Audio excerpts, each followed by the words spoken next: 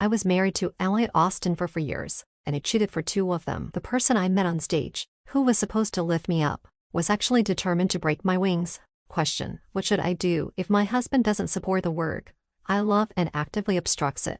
Answer: just find someone else. When I quickly packed my things and was about to leave, he actually said he was seeing someone else just to test if I still loved him. I was so angry it almost made me laugh. Elliot Austin, don't you have a mouth? If you have one, why not just ask directly? Donate your concerns to someone who needs them. At the final competition of the dance drama Survival, I won first place. The promotion had stated that there would be contracts signed on site after the selection, but I waited in my seat for a long time, and when everyone finally dispersed, I hadn't received any notice about signing a contract. It was the same old story. Clenching my fists, I went straight backstage. Polly Brooke and the director were chatting and laughing. Standing next to her was my husband, Elliot Austin. When he saw me, he frowned in displeasure. I asked, "Director, didn't you say I was the best choice for the lead role?"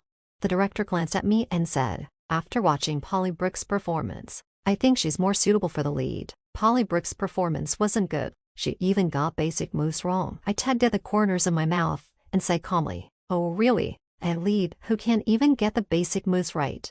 Polly Brooke replied in a sweet voice, "Jessica, being the lead isn't just about perfect moves. It's about having the right emotions. The director thinks my emotions are better." I scoffed, "You're casting a dancer, not an actress. What good are emotions if you can't even perform basic dance moves?" I turned to the director and asked, "Didn't you just say you wouldn't vote a capital?" It was their publicized open selection that gave me the courage to try again. But in the end, it still couldn't compete with the behind-the-scenes manipulation. Jessica Nelly, enough. Elliot Austin, who had been silently watching, suddenly spoke up. "Enough. Why is it enough? Do you know how long I prepared for this competition? Do you know how I dreamed of being on that stage?" I almost yelled at him, my emotions out of control. Elliot Austin looked at me coldly. "Polly really likes this role, so I'm letting her have it." He kept saying Polly's name like she was the only one that mattered. Probably, she soon would be. I took a step back and smiled as I shook my head. All right, you and your little mistress. May you last forever." Elliot Austin, remember to sign the divorce papers when you get home. You'll be free to marry your sweetie soon. Slap. A hard slap landed on my face. My cheek burned with pain. I fought back tears and lifted my hand to slap him back, probably not expecting me to retaliate. Elliot Austin actually tipped my slap solidly. I must have hit him harder than he hit me. Seeing his face redden visibly made me feel a bit better inside. Polly Brooke hurriedly held his face and scolded me. "Jessica, how could you hit someone? You hit him so hard. You're so vicious." I shook my wrist, angry to the point of laughing. "What? Are you blind? Can't you see who started it?" Elliot Austin touched his red face, and his gaze towards me changed. I smirked and said, "Want me to give your little lover a slap too?" "You." Elliot Austin didn't say anything, but Polly Brooke was eager to speak up. "With your attitude, no wonder Elliot doesn't like you." I raised my hand. "Oh, he likes you, who enjoys being hit. Here, let me help you out with a slap." Before I could move, someone grabbed my hand. Elliot Austin held my wrist tightly and said coldly, "Don't be ungrateful. You can divorce me, but only after the Nelly family pays back all the money they owe the Austin family. Though from the way your dad is begging, he probably won't be able to pay it all back in this lifetime.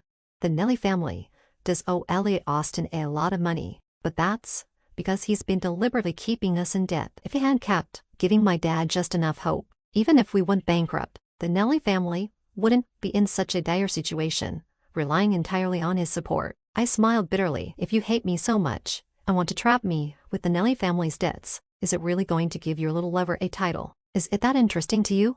He chuckled. "Yes, it's quite interesting." I tried to pull away, but his grip was loose. I stumbled to the right and fell to the ground. I raised my head slightly. Elliot Austin looked down at me with cold eyes. Polly Brooke feigned surprise and smirked, and the director and other staff gathered around, whispering amongst themselves. It was humiliating. Just moments ago, I was that assumed lead on stage, gracefully dancing. Now, I was nothing but a joke. I lowered my head, took a deep breath, and pushed myself up from the floor. Tears were uncontrollable. I wiped away the falling tears, holding on to the last bit of dignity as I walked out of the room. Elliot Austin wouldn't follow. He was probably enjoying himself with Polly Brooke, laughing and celebrating. The sky was dark, just like my life. I sighed, took off my dance shoes, and walked barefoot down the street. My feet were really ugly, deformed from years of training and injuries, but because of my passion, I endured it all. When I was 5, watching the elegant figures on screen, The dream of becoming a dancer was etched into my heart. But because I married Elliot Austin, everything was ruined. He didn't want me performing on stage, nor did he want me pursuing this career. He only wanted me to stay home and be a good wife. I had confirmed countless times that this casting call was open, which gave me the courage to try again. But in the end, I still failed. I was exhausted. I went back to the Austin home, didn't eat anything, and went straight to bed. I was jolted awake when Elliot Austin grabbed me by the collar. His eyes were icy as he placed a bowl of porridge on the bedside table. Trying to get yourself killed. Don't you know to eat something with your stomach being this bad? I looked at him and forced a smile. Not spending time with Polly Brooke. Elliot Austin tucked my stray hair behind my ear and said, Don Dao, it was my fault for hitting you today, but I don't want to hear divorce talk again. I smiled. You're not wrong. You're always right, aren't you? Elliot Austin looked at me. You know I don't like you dancing on stage. If you dare to participate in such competitions behind my back, I guarantee it won't be the last time. That's Elliot Austin, arrogant, overbearing, unreasonable. I smiled. So, why does Polly Brooke get a free pass? He paused and replied, Don Dao, she's different. Different. It's just that she's his beloved. So whatever she wants, he'll hand it to her personally. I smirked. If you like her so much, why not even give her a title? Or are you worried about me dividing the divorce property? Fine. I'll leave with nothing. Jessica Nelly. Elliot Austin growled, grabbing my chin. I just told you not to overstep. Seeing his furious expression suddenly made me laugh. The best way to deal with someone you hate is to get them as far away as possible. Elliot Austin, are you a masochist? My jaw ached. His grip was heavy. I just kept looking at him, smiling. After a while, he finally withdrew his hand, picked up the porridge, took a spoonful, and blew on it. Eat. I turned my head away. Elliot Austin turned my face back to him and forced the porridge into my mouth. I choked and had to bend over the bed, coughing until my face turned red. Once I finally managed to recover, he placed the bowl in my hand and said, Don Dao, your dad called again today asking for money. He smiled. The Nelly Group is now just an empty shell. Who else can your family rely on except me? I looked down. It should have gone bankrupt a long time ago. If it weren't for you keeping it afloat, my dad wouldn't still be clinging to the hope that the company could be revived. Sell the shares and use the money for a small business. You wouldn't have to go through all this trouble. Elliot Austin propped his chin on his hand, looking at me thoughtfully. But your dad just can't let go. So don't even think about divorce. Otherwise, if I cut off the support to the Nelly Group, who knows what your stubborn dad might do? He was threatening me. I've never understood why Elliot Austin married me before the Nelly Group collapsed. Our marriage was a strategic alliance, but now that the Nelly Group has fallen, he hasn't kicked me out for Polly Brooke like I expected. Instead, he's blocking me from getting a divorce. I drank the porridge in large gulps. Tears fell into the bowl, making it a bit salty. I sniffed, turned the empty bowl over to show him. Finished. I'm going to bed. Elliot Austin didn't say anything. After a long time, I heard the door close. My body trembled uncontrollably. I actually liked Elliot Austin once. In my junior year, when the school invited alumni to speak, Elliot Austin was one of them. I performed an opening dance, but twisted my ankle when I accidentally made eye contact with him. I had always been the top student in the dance program, and the teacher had let me perform, but it turned into a big mess. I clenched my fists, my mind in a chaotic mess, trying to figure out how to explain to the teacher. A hand suddenly appeared in front of me. He smiled and asked, "Can you get up?" I blushed instantly. Yes, half reluctantly. I took his hand, and he helped me off the stage. Later, I finally married him as I wished, but the person I met on stage ended up breaking my wings. As Elliot Austin wished, I stayed at the Austin home as a dutiful wife. When bored, I'd run to the big mirror in the walk-in closet to practice dance, imagining myself on a brilliantly lit stage. My dad called and asked me to return home with Elliot Austin for dinner tonight. When we were newlyweds, we would go back once a week. But later, as Nelly's family fortunes declined, Elliot Austin couldn't even be bothered to come back with me once a year. At dinner that evening, I brought it up with him. I said thoughtfully, "I know you're busy. I'll go by myself. I'm just asking out of courtesy for my dad." Elliot Austin glanced at me and said, "Actually, I had some free time today. Let's go back together." Although I was surprised he agreed to come back with me, I didn't press the issue further. At the dinner table, my dad repeatedly hinted whether Elliot Austin could provide some more funding for the Nelly Group. I had only had a couple of bites when my mom dragged me into another room with various excuses. "Jessica Nelly, why isn't your belly showing any sign of movement yet? Did you take the medicine I gave you last time?" As soon as we were inside, my mom raised her voice at me. Of course, I couldn't tell her that Elliot Austin and I had been sleeping in separate rooms for a long time. So having a baby would be quite a stretch. Your dad's business is in bad shape right now, and he's relying on Elliot Austin for support. He's in his prime. And if you don't get pregnant and tie him down, who knows who might get pregnant by him instead? My mom looked genuinely anxious. Should I tell her that he's been seeing someone else, and that it's my college classmate, one I dislike the most? I bit my lip and said, what's the use of hanging on like this? That's your dad's lifetime of hard work. How can we just let it go? After enduring a lengthy lecture, I was finally allowed to go back to the table for dinner. It seemed everyone had forgotten that it was my birthday. I thought maybe they came back to celebrate my birthday, but no. I forced a self-deprecating smile, took 2 more bites, and decided to leave. As I was leaving, my mom kept signaling me desperately. I turned away from her and slumped back in my seat. Someone called Elliot Austin, and, whether it was intentional or not, he put the call on speaker. A delicate voice came through. Elliot Austin, you said you come celebrate my birthday with me. Oh, I almost forgot Polly Brooke and I share the same birthday. Elliot Austin remembered her birthday, but not mine. I closed my eyes and stayed silent. Elliot Austin cooed. Yes, I remember. I'll come over as soon as I'm done here. Polly Brooke asked, did you buy the birthday cake? He chuckled lightly. Of course, I bought it. How could I forget your birthday? She sounded thrilled. I knew Elliot Austin was the best. The two of them continued their flirtatious exchange for a while before Elliot Austin ended the call. I opened my eyes and stretched lazily. Just leave me here. Go see your little mistress. Elliot Austin looked at me with a darkened expression. Don't you want to say something? I casually replied, well, have fun. His face hardened, and he abruptly stopped the car. Get out. I smiled. No need for you to ask. I'll get out myself. Have fun.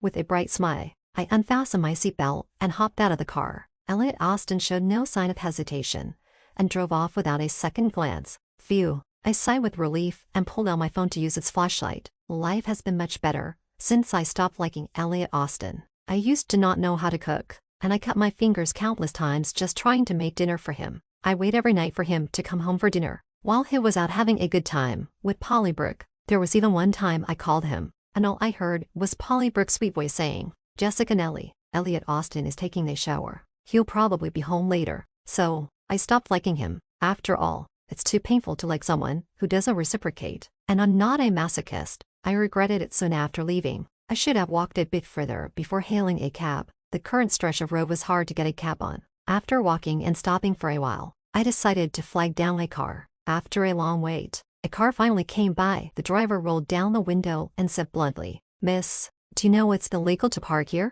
Feigning weakness, I said, hey, please, I've walked so far I can barely stand. I'll pay you 10 times the fare. He looked me up and down for a moment and sighed. All right, get in. I happily opened the door and got in. As soon as I sat her day down, the person in front said leisurely, Miss Jessica Nelly. What a coincidence. I was shocked and leaned forward to see his face. He was quite handsome, but I didn't recognize him. I asked in confusion, who are you? He chuckled. We went to the same school. I continued, no, I mean, how do you know me? He laughed. Who in our year doesn't know Miss Jessica Nelly, the top student in the dance program, with solo performances at every festival, and the school beauty as rated by the Central University students. So, it turns out I was somewhat of a big deal back in school. I listened on. He continued, but I know you because of your strong personality. This left me even more confused. There was one time I was playing basketball on the field and accidentally hit you. You marched over with the ball, demanding an apology. I wanted to see what would happen if I didn't apologize, but you threw the ball far away. Was that really me? I don't remember anything like that. I awkwardly laughed. He tilted his head slightly, and our eyes met. His eyes were deep, like a vortex that could pull you in. I quickly looked away and asked, can I ask your name? Vic Temple. Vic Temple. I think I remember someone like that from school. I quietly recalled my college days. Miss Jessica Nelly's husband didn't come to pick you up. He suddenly asked. Cough. I cleared my throat. He's busy. He's busy. It's late at night, and you're left walking on a road where you can't get a cab. It seems like he's abandoned you. I awkwardly smiled and said, well, marital conflicts and separations are quite normal, aren't they? He replied casually. From this angle, it seemed like he had a faint smile on his lips. Go to Hongshan Mansion. No, 31. I know. How does he know everything? I was puzzled. Since I was still in his car, I swallowed all my questions. The car didn't go straight there, but stopped at a central shopping plaza. He got out and said, Miss Jessica Nelly, I need to buy something. Could you wait here for a while? I didn't want to trouble him and quickly said, "No need. It's easy to get a cab here. I'll pay you, and I'll take a taxi." He smiled faintly, "But I want Miss Jessica Nellie to stay in my car." The atmosphere felt a bit strange. I nodded. "Oh, all right then." Vic Temple smiled, locked the car, and left. If it weren't for the car's high value, I really suspect I'd encountered a robber. I pushed my unease aside and downseat off in the car. Fortunately, he returned not long after, carrying a strawberry cake. I asked, "Is someone celebrating their birthday?" He handed me the cake and said softly, "Happy birthday, Miss Jessica Nellie." So, someone remembered my birthday. I took the cake and felt a bit teary. "How did you know?" He smiled. I said Miss Jessica Nellie was a well-known figure in school. Knowing these things isn't surprising. Maybe it wasn't much back then. But now, almost 3 years after graduation, how would he still remember? I murmured, "You have a good memory." When he dropped me off at Baishi Mansion, I took out my wallet to pay him. He looked at me with a smile. "Does Miss Jessica Nellie think I need this money?" "All right, thanks then." I put the money back. He asked, "Does Miss Jessica Nellie not dance anymore?" I frowned for a moment. He continued, "Someone as talented as Miss Jessica Nellie. I always thought you'd become a famous dancer." I tugged at the corners of my lips and said softly, "I did hope for that, but now, I don't even have a chance to step on the stage." Vic Temple looked at me seriously. "I've always admired Miss Jessica Nellie's dance. If you don't mind, could you perform another dance for me?"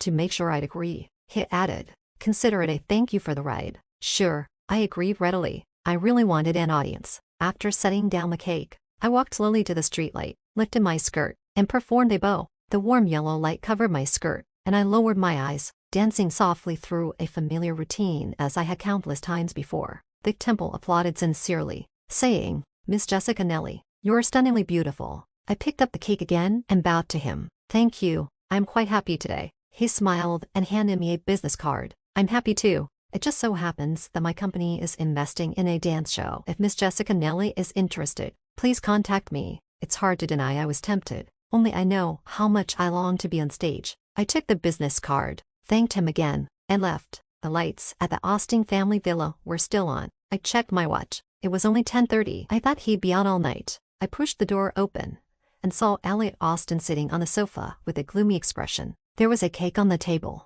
I pretended not to see it and was about to leave. "Jessica Nellie," Elliot Austin suddenly called out, "where did you get that cake from?" I was so angry I almost laughed. So, he's fine with buying cakes for his mistress, but doesn't want anyone else to get one for me. Someone gave it to me, too. Why do you care?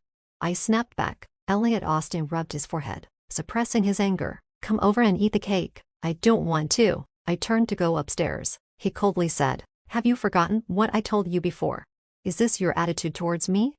I patiently walked over and sat her down in front of him. "So, did you buy too many cakes for Polly Brooke and thought you'd throw one my way?" Elliot Austin sneered. "Otherwise, why would you think you deserve it?"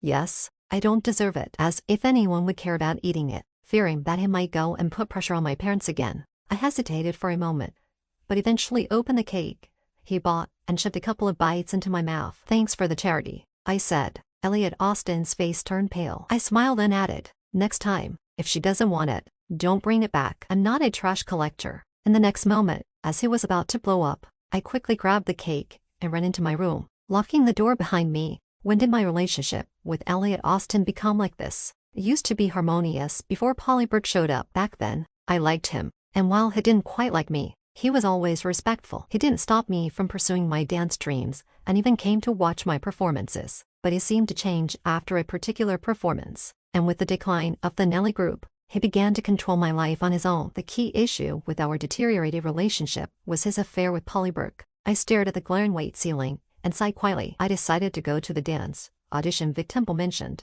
I looked up the dance production Vic Temple talked about. It was a major production competing with Rebirth called Fallen. I sneaked out of the house. Of course, I couldn't let the family driver take me. There's no one in the Austin family I trust except myself. Vic Temple was waiting for me outside. He seemed quite pleased, his eyes fixed on me without leaving. I awkwardly touched my face and asked, "What's wrong with me?"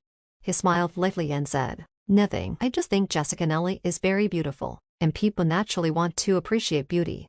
It had been a while since anyone complimented my looks. Even though I knew I was attractive, my confidence had been gradually worn away by Elliot Austin's betrayals and Polly Brooke's provocations. My face flushed, and I softly said, Thank you. Unlike the public audition for Rebirth, Fallen was an internal selection. After my performance, Vic Temple draped a thin blanket over my shoulders. I asked, "How did I do?" He smiled gently. I've never seen a dancer as perfect as Jessica Nelly. My blood seemed to rush, and my cheeks felt hot. I looked at him curiously and asked, "Does Vic Temple flirt with everyone like this?" He couldn't help but laugh. "I'm just speaking the truth." In the end, I was cast as the lead. I stood up excitedly and asked, "Are you sure? Can we sign the contract?" Vic Temple placed a hand on my shoulder and said softly, "There's no need to rush. It's definitely you. The director, producer, and investors are all very satisfied with you." All right, I had been haunted by the shadow of losing a role just before signing a contract before, so I was relieved when the signing went smoothly. Vic Temple took me back home, and I hummed a happy tune the whole way. He watched me quietly with a smile. I suddenly felt self-conscious and stopped singing, sitting stiffly. The nervousness I hadn't felt in years was unsettling me again. Since the incident on my last birthday, Elliot Austin hadn't been coming back to the villa much. He seemed to think that his cold treatment would get to me, considering how I used to call him carefully whenever he didn't come home, and he always acted impatient, saying, "Don't call unless it's important. It's annoying." I asked him, "What counts as important?"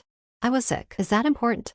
"A bout of chronic appendicitis had me in pain for a day and a night, and I had to be taken to the hospital by ambulance. Call back when you're about to die." There was also Polly Brooks' delicate voice on the side. "Elliot, who is it?" He coldly replied, "It's nothing, just a persistent scammer." At that moment, he labeled me as a persistent scammer. I couldn't understand what I had then to be called that. The phone kept making the beep sound as he hung up. I glanced at the time, 1:35 a.m. He was probably irritated because I had woken him up with my call, but I didn't care anymore. Since that day, my once passionate love for Elliot Austin had gradually extinguished. Now, it had turned into a pile of cold ashes. It wasn't until the promotional video and posters for Fallen came out that Elliot Austin hurried back to the Austin house. I, as usual, locked my room door. Elliot Austin pounded on the door angrily and even started kicking it. The bang-bang sounds were quite frightening. I quietly slipped a pair of scissors into my sleeve. I didn't intend to actually stab him, but if he tried to hit me again, I wouldn't hold back. After all, he had slapped me before. The door at the Austin house was of such good quality that despite his tantrum outside for nearly half an hour, it didn't budge. When he calmed down, the housekeeper dared to give him the spare key. My hearing was unusually sharp, and I could even hear the click of the lock. He glared at me and said coldly, "Either you find someone to cancel the contract, or I'll do it for you. You choose." I looked at him and said, "Breaking the contract will cost a lot of money, and I don't have any." Elliot Austin sneered, "Can the Austin family afford you? You don't need to worry about money. What if I don't want to?" We were nose to nose. He laughed angrily. "Jessica Nelly, do you really think you're something special? Everything you have, including what you use and everything from the Nelly family, is provided by me. Do you think you have a choice?" I remained silent for a moment and said, Don Donda, you haven't given me a chance to earn money on my own. Most of my classmates who graduated with me are now dancers or teachers, making thousands per performance. Back in college, I was the best among everyone. But now, I'm a caged canary. All my lifelines are controlled by Elliot Austin, and no matter how hard I struggle, I just face more and more severe oppression. I sighed. Why can't I? You took so many opportunities that should have been mine and gave them to Polly Brooke. Now my role doesn't conflict with hers, so why are you still trying to grab it? Elliot Austin sneered. Do you think dancing on stage is so glamorous? Do you know what the men in the audience are talking about? What they're fantasizing about? I was somewhat upset. Why does everything have to be judged by others' opinions? I don't care, but I do. Elliot Austin frowned. As long as you're Mrs. Austin, don't even think about getting on stage. The argument ended with Elliot Austin slamming the door and leaving. I was locked in the house by him. He probably went to negotiate with the producers, who were unwilling to replace me, so he resorted to trapping me instead. I didn't cry or make a fuss. I kept eating well and practiced dancing in my room every day. Elliot Austin must have sensed something was off. He hadn't been spending time with Polly Brooke, and had instead been staying with me every day. I was carefully picking bones from a piece of fish when he asked, "Have you come to terms with it?" I replied, Don Donda. Eating well gives me the strength to dance. Vic Temple had contacted me, saying that as long as I didn't personally come to withdraw from the lead role, it would remain mine. Elliot Austin could lock me up as much as he wanted. I had plenty of ways to sneak out, and if I got out, I definitely wouldn't come back. My dad had told me that Nelly Group had received a large influx of funds, enough to bring the company back to life. Unlike the small resources Elliot Austin trickled out, this benefactor was genuinely generous. My dad even said over the phone, if you want to divorce Elliot Austin, go ahead. He doesn't want the Nelly Group to succeed. With that concern gone, what was there to be afraid of? The more I acted normal, the more anxious Elliot Austin seemed. He started bringing Polly Brooke to the Austin house frequently and eventually had her move in here. That was better. It saved me the trouble of gathering evidence. Whenever I saw Polly Brooke, she always looked weak and pitiful. Jessica, are you going to divorce Elliot? Sometimes, when Elliot Austin was around, I would deliberately ask, you've been together for almost 2 years, right? I think I discovered it in our 2nd year of marriage. Elliot Austin looked at me with a complicated expression. You remember that clearly. I retorted, well, your relationship seems pretty stable, more so than mine as the official wife. Bringing your mistress home. Elliot Austin, you're quite something. He probably thought I was angry and actually laughed. With everything ready, I finally decided to make my escape. I left behind everything Elliot Austin bought for me and only took a few of my favorite dance outfits. Just as I was happily planning my big escape, Elliot Austin walked into my room. I hurriedly hid my packed luggage under the bed and hummed a song to act nonchalant. He came over and sat her down. You seem to be in a good mood lately. How could I not be? I was about to leave, and with evidence of his infidelity, he'd probably be out of my life for good. I smiled. Polly Brooke is waiting for you in the room. What are you doing here? Jealous, he asked. Jealous of what? He cupped my face with both hands. It would have been better if you had said you were jealous, that you were angry, instead of pretending not to care. Elliot Austin was acting unusually today. Seeing that I had no intention of leaving, I pointed to the door and said, if you're not leaving, then I am. Although I acted decisively, I was anxious inside. If he didn't leave, my escape plan would fall apart. Elliot Austin stared at me for a while, with emotions in his eyes that I couldn't understand. He didn't let go, but instead pulled me into his embrace. I frowned. Struggling to get up, he held me so tightly that I couldn't move. Elliot Austin rested his chin on my shoulder and said, don't go dancing anymore. The Austin family can provide everything for you. He was really acting out of character today. I stiffened and said, no, I want to stand on the stage and become an excellent dancer. That's something you can't give me. Ha. Elliot Austin finally let go of me, his eyes scanning me coldly from top to bottom. I felt a chill all over from his gaze. He squinted and said coldly, do you really enjoy being the center of attention on stage? I paused for a moment and slowly nodded. He suddenly smiled, just like all those years ago, when you did the opening dance to grab everyone's attention. I didn't understand why he suddenly brought that up. Elliot Austin didn't say anything else. He just stared at me for a while before dropping a cryptic, think about it some more, and walked away. What a weirdo. I frowned and silently cursed him in my mind. I breathed a sigh of relief and went back to unpacking the luggage I had kicked inside earlier. With the moon dark and the wind high, it was a good time to escape. After living at the Austin house for 4 years, I knew the place as well as Elliot Austin did. I successfully got into Vic Temple's car and patted my chest, feeling relieved. Miss Jessica Nelly, it seems like you're eloping with me now. I suspected he was intentionally making these ambiguous remarks. I responded deliberately, isn't that the case? Vic Temple chuckled. So, can I call you lady now? I looked at him in shock. Vic Temple smiled and said, lady. I felt like I had been struck by lightning. I had awkwardly shivered and prepared to laugh it off. You really know how to joke. Ha ha. Vic Temple glanced at me and smiled without saying anything. I didn't have time to worry about what Elliot Austin might do when he discovered I was gone. After joining the rehearsal group, I stayed there. The security was excellent, and it wasn't his territory, so he couldn't get in. Finally, the day of the performance arrived. As the audience began to fill the seats, I hid backstage, watching them come in after getting my makeup and hair done. The stage lights were dazzling, and the crowd in the audience was a sea of faces. After 4 years, I was finally able to stand on stage again. No longer was I the only one dancing alone in the dressing room. The performance was divided into 4 parts: hope, disappointment, despair, and fall. I changed costumes 4 times and coordinated perfectly with my co-actors. Throughout the 2-hour performance, I didn't feel the slightest bit tired. When we took our bows, the applause from the audience was deafening. Tears welled up in my eyes. I was meant to stand on a dazzling stage, winning praise and applause through dance. Backstage, everyone was discussing the success of the performance. Vic Temple greeted me with a bouquet of flowers. He said, people who belong on the stage should shine brightly on it. Holding the flowers, I cried like a child. There was a noisy commotion outside the door. I could roughly tell it was Elliot Austin. Vic Temple asked, should I drive him away?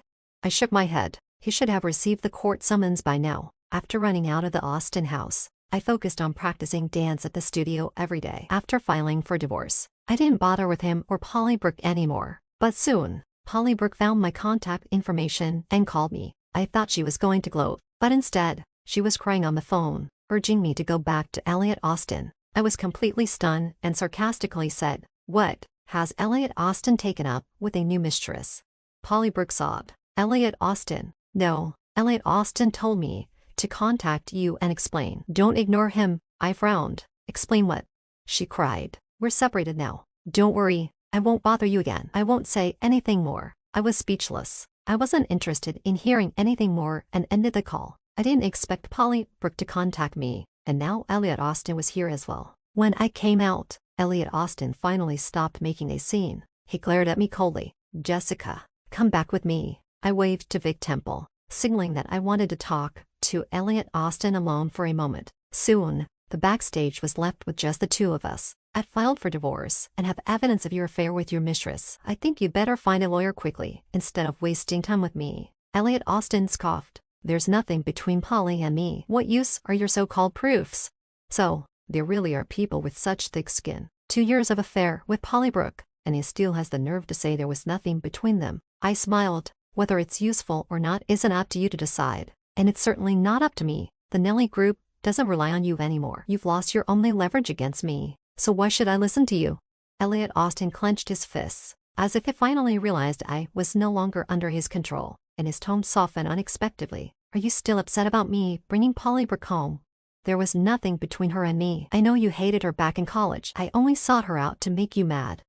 He continued, "If you had shown me more love, I wouldn't have done this." So, he's saying he did all this just to test whether I loved him. I found it quite amusing. I asked, "Are you sure there was no physical relationship with her? I called you at around 1 a.m. before. You had someone sweetly calling you Elliot. Are you saying there was nothing? Who are you fooling?"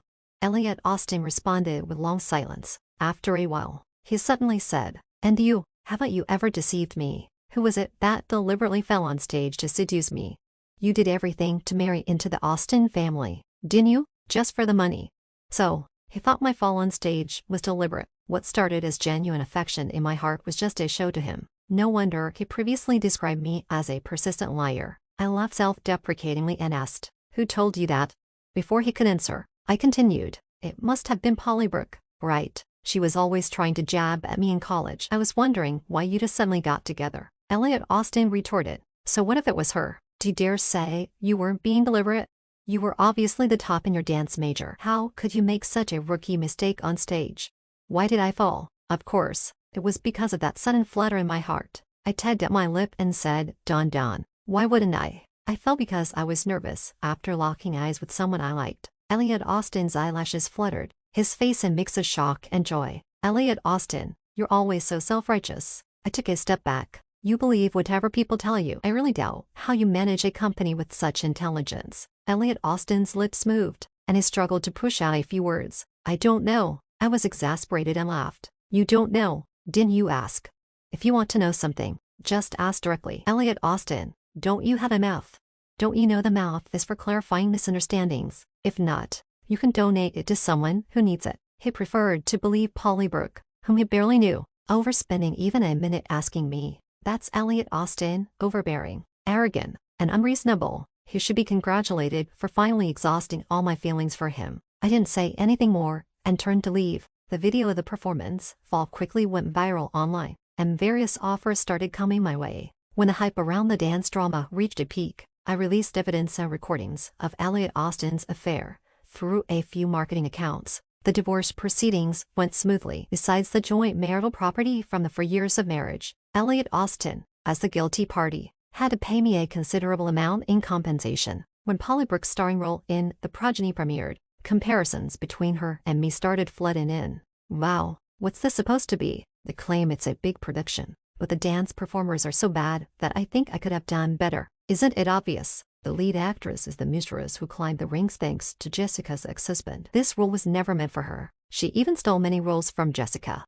apparently with the help of Jessica's ex-husband. Such shamelessness. And look at her appearance. It's clear she and Elliot are a match made in heaven.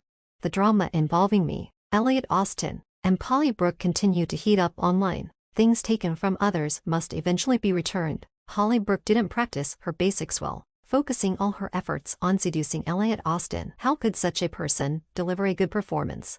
Elliot Austin tried to control the news cycle, but I kept the momentum going with a large sum of money, buying trending spots. Eventually, the situation escalated beyond Elliot Austin's control. He quickly issued a clarification, saying this was a private matter between us and shouldn't occupy public resources, and that the online rumors were inaccurate. In summary, he implied there was more to the story. I responded generously, shocking. A company president under 30 loses his ability to speak and takes a mistress, enraging his ex-wife. I also released the recording of the confrontation with Elliot Austin. After all the commotion, the hype surged again. Elliot Austin's company's stock price plummeted, and investors began withdrawing their funds. A company can't be run by just one person. Soon, other shareholders united in protest and pushed to remove him from the CEO position. After divorcing Elliot Austin, I saw him once more at a party. He was propping up his chin with one hand, staring distractedly at the wine in his glass. I sat her down in front of him and said, Don, I heard the company is about to change hands. I see you've been trying to rally partners here, but now everyone avoids you, fearing you'll damage their company's reputation. Elliot Austin looked up at me, his gaze lingering below my neck. He paused, took off his coat, and draped it over me. Why are you wearing so little? His tone was still as commanding as ever. I felt like laughing, and promptly threw his coat on the floor. I dressed myself, do what I wanted to do. You don't need to meddle. Oh, I forgot. You're struggling just to manage yourself now. Elliot Austin's face turned slightly ugly. He has always been an extremely proud person. How could he tolerate such blows?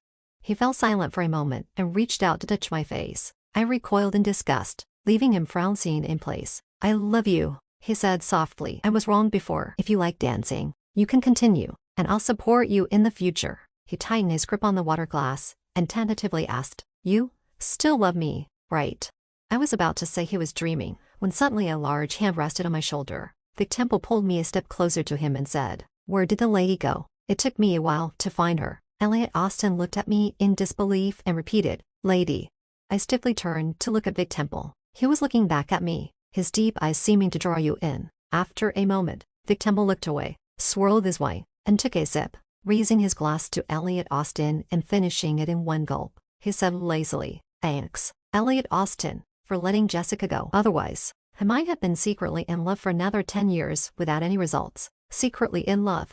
Even though we had known each other for long. He really said it out loud, and even so smoothly. Well, it's pretty good if it makes Elliot Austin mad. I subtly inched closer to him. Vic Temple chuckled softly, pinched my cheek, and said affectionately, My dad happened to be here too. He wants to meet you. Let's go. Saying that, he took my hand and, ignoring Elliot Austin's gaze, pulled me away. I thought he was joking about meeting his father, until we were actually introduced to him. I awkwardly smiled and said, Uncle, hi. Terence Terry looked at me kindly and said, Jessica Nelly, Vic Temple has told me about you. I've also met your parents. When do you plan to get your marriage license? I was stunned. Vic Temple raised his eyebrows at me and took another sip of his wine. After some awkward small talk, I learned that the funds that saved the Nelly family originally came from Vic Temple and his father because of some business dealings. He had even met my parents a long time ago. Once Terence Terry left, I pinched Vic Temple's arm. What are you doing? Vic Temple bent down and stared at me for a while, saying slowly and clearly, What? Can't you tell? I'm proposing, I said. How long have we known each other? Are you kidding? Vic Temple replied lazily, But I've known you for 6 years. Wait, I looked at him suspiciously. What you just said about secretly loving me, that can't be true, right? He smiled and pulled me into his arms. Miss Jessica Nelly, for every stage you're on, there's always someone like me standing behind you. Only back then, I couldn't get on stage to support you, and had to watch you fall for someone else. After a moment, he sighed with relief and said, Fortunately, I waited. Later, Elliot Austin tried to contact me many times, but I ignored him. Not long after, I saw news that the Austin Group had a new CEO and even changed its name. Once, while going to a rehearsal, I saw Polly Brooke squatting by the roadside eating a lunchbox. Even though she wasn't unattractive, no production team dared to hire her now. With Elliot Austin's downfall and no longer having his protection, she was left with only basic work and minor tasks. The director who had previously signed Polly Brooke sent me a script through an intermediary. I glanced at the director's name and discarded it. Please pass a message to your director. Just tell him that my emotions are right, and I can't play the leading lady in his mind. Vic Temple, who was watching me, burst out laughing. I asked, "What are you laughing at?" Vic Temple slowly sat her day down in front of me, resting his chin on his hand, and said, "I think the lady has quite my style." Later, after I kept pressing him, Vic Temple finally admitted that he happened to be the one who drove me home that day, and had actually driven that route countless times. Every time he deliberately drove past me, seeing me unmoved, he would curse himself and circle back. "If I hadn't stopped your car, what would you have done?" What else could I do? Just keep creating chances for us to run into each other. I pushed him away a bit. "Are you a creepy stalker?" Vic Temple shamelessly leaned closer. "I'm just someone who has been secretly in love with Miss Jessica Nelly for many years." Alright, I've really become a lady now. The story ends here. Feel free to subscribe to the channel to get the latest content. A lot of novels are updated daily.